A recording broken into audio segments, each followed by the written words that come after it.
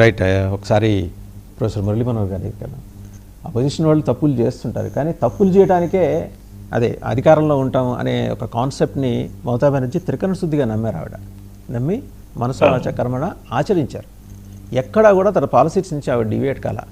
రేపు పొద్దున ఆవిడ ఏ మొహం పెట్టుకొని బంగ్లాదేశ్ వాళ్ళకి ఎదురుపడతారు, తారిక్ రహమాన్కి ఏం చెప్తారు, సారీ బాస్ నేను చేయలేకపోయాను, నీ వైపు నుంచి నువ్వు చేయి, ఐఎస్ సెవెన్ని పిలుచుకో, డీప్ స్టేట్ని పిలుచుకో అని చెబుతుందా ప్రొఫెసర్ మురళీ మనోహర్ గారు? వాసు గారు రిటర్న్ వెళ్తున్న వాళ్ళు పాపము వీళ్ళు చొరబాటుదారులు అంతా కూడా వాళ్ళు ఓపెన్ గా మీడియా ముందర చెప్తున్నారు మేము మళ్ళా వస్తాము అని చెప్పేసి.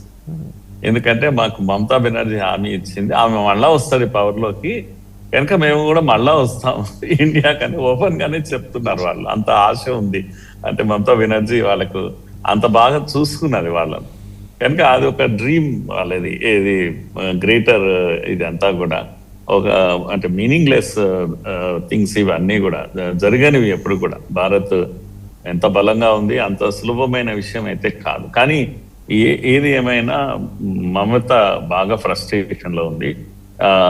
ఈ అసెంబ్లీలో వీళ్ళకు ఏదైతే 2/3 54 సంఖ్య ఉంటే చాలు వాళ్ళకి ఆ గుర్తింపు వచ్చేస్తుందండి. ఎవరు వాళ్ళ అధ్యక్షులు చెప్పారా, లెటర్ ఇచ్చారా లేదా అనే వాటికన్నా నంబర్ ఈజ్ వెరీ ఇంపార్టెంట్. అసెంబ్లీలో డెమోక్రసీలో నంబరే ప్లే చేస్తుంది. కనుక 54 అనే మ్యాజిక్ ఫిగర్ ఏదైతే ఉందో అది ఋతువ్రతతో ఉంది కనుక ఇప్పుడు ఒరిజినల్ టీఎంసీ ఇదే అవుతుంది. కనుక ఆమె మీద పడబోయే పెద్ద దెబ్బ ఇప్పుడు ఏంటి అంటే టీఎంసీ తనతోటి ఉండట్లేదు కనుక తాను ఇంకో పేరు పెట్టి మమతా టీఎంసీ ఏదైనా పెట్టుకొని ఫైట్ చేయాలి. ఇప్పుడు సిఐఏ, ఎన్ఐఏ దాడులు ఇవన్నీ స్టార్ట్ అయ్యాయి.